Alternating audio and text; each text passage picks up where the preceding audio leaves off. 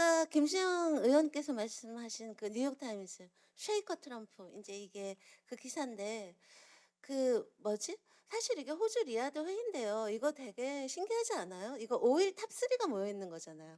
전 세계 5일 탑3. 이제 앞으로 사서 근로로 돌아가겠다 하니까 그 석유 수출국 3명이 이제 모여서 하고 있는 건데 근데 이제 어쨌든 그 트럼프가 만들어내고 있는 그 새로운 놀라운 변화라고 하는 것이 가장 중요한 거는 이제 러시아가 더 이상 적이 아니라 파트너, 그러니까 미국의 국익을 지켜주는 파트너라고 하는 거잖아요. 그래서 예를 들면 북극 항로 여기 보시면 트럼프가 그렇게 탐내는 저 그린랜드 이게 바로 러시아하고 중국이 지금 막 하고 있는 그 북극권에 있는 거고요. 그다음에 이제 자원 외교 같은 경우 히토류 같은 경우도 미국보다 러시아가 2배 많고 그 바로 밑에 그린랜드가 있거든요.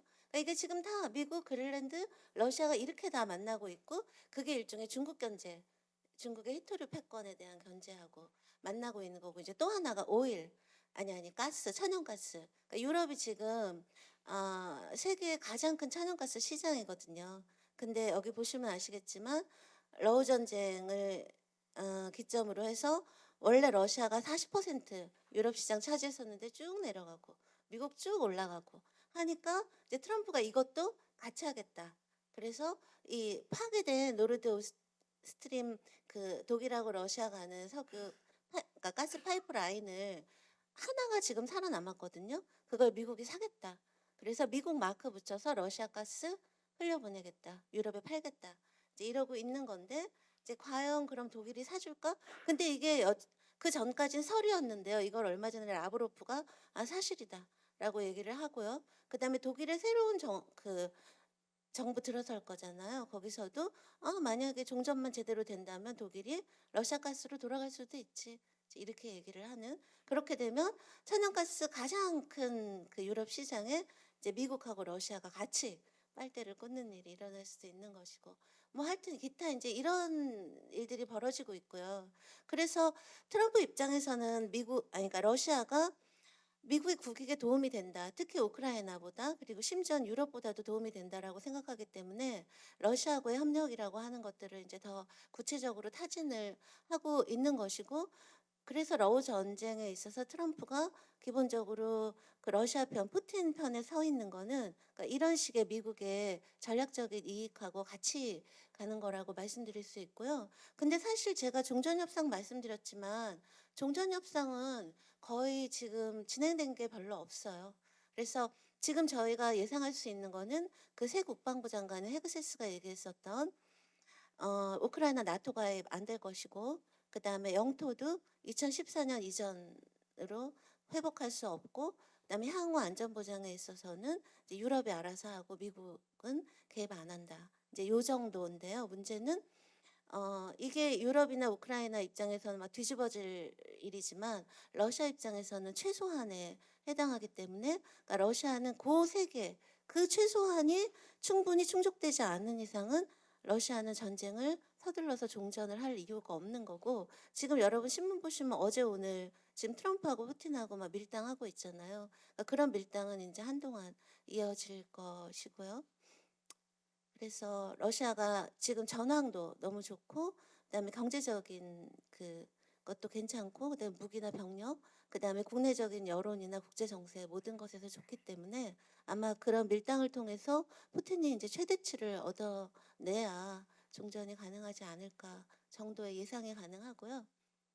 지금 몇 분 남았죠? 이제 남은 부분인데요. 그럼 이제 우리나라인데요.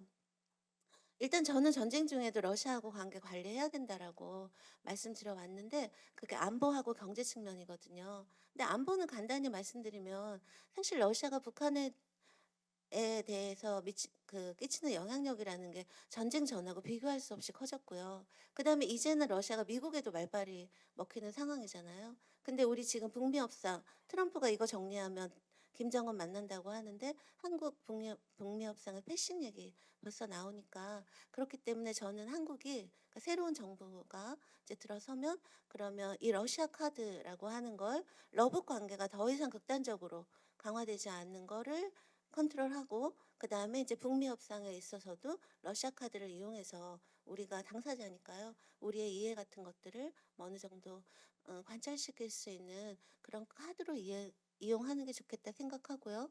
네, 그것만큼이나 이제 중요한 게 경제 부분인데요. 일단 여러분 그건 아시죠? 그 전쟁 전에 러시아 자동차 시장 1위 한국이었고요. 핸드폰 시장 1위 삼성이었고요.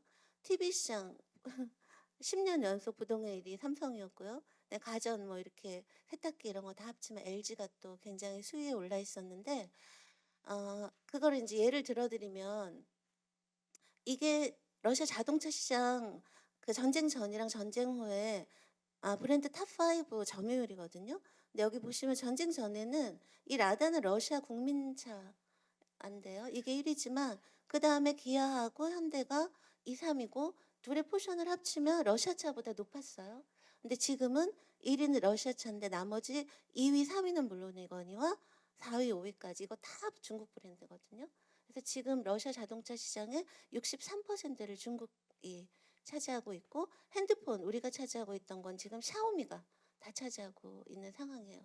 그렇기 때문에 지금 종전이 이제 급물살을 타면서 이제 외국 기업들도 들어가려 하니까 이제 우리 기업들도 들어가려고 하고 있는데 이제 그럴 경우에 우리 기업이 과연 예전에 그거를 되찾을 수 있는가. 물론 위험 요인도 있는데요. 첫 번째는 제재로 인해서 이제 외국 기업들이 철수를 하고 러시아에서 그 빈자리를 국산화를 굉장히 열심히 해 갖고 러시아 기업들이 차지했거든요.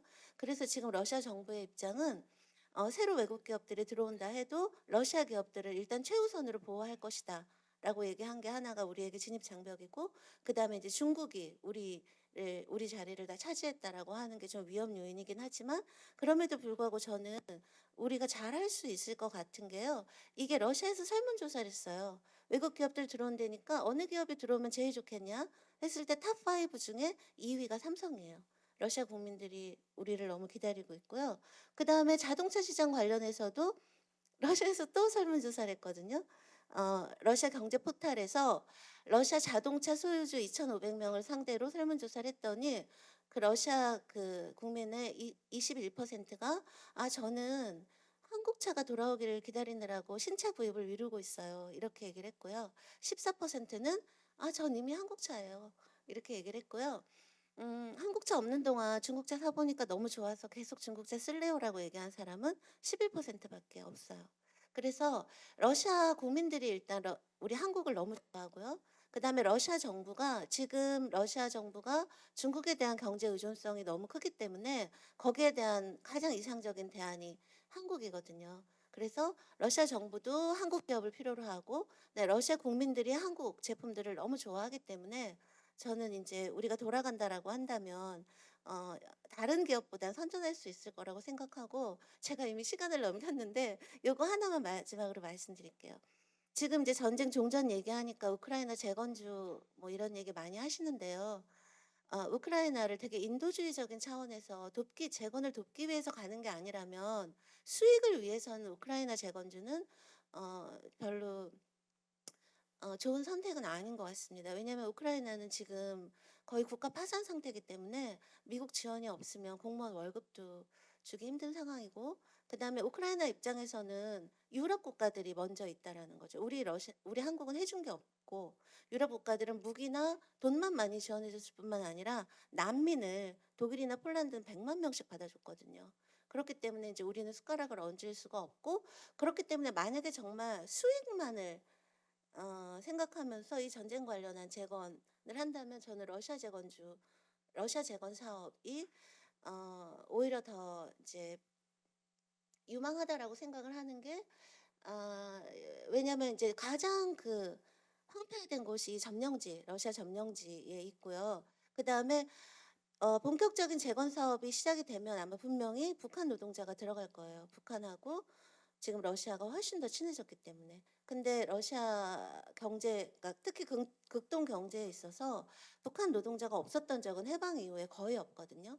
근데 만약에 그럼 그런 상황에서 한국 건설 기업이 들어간다고 한다면 우리 그 이전 정부에서 북방 정책 얘기하면서 노래를 부르던 남북러 병합이라고 하는 게 두만강이 아니라 돈바스에서 이루어질 가능성도 있다. 이제 여기까지 말씀드리겠습니다.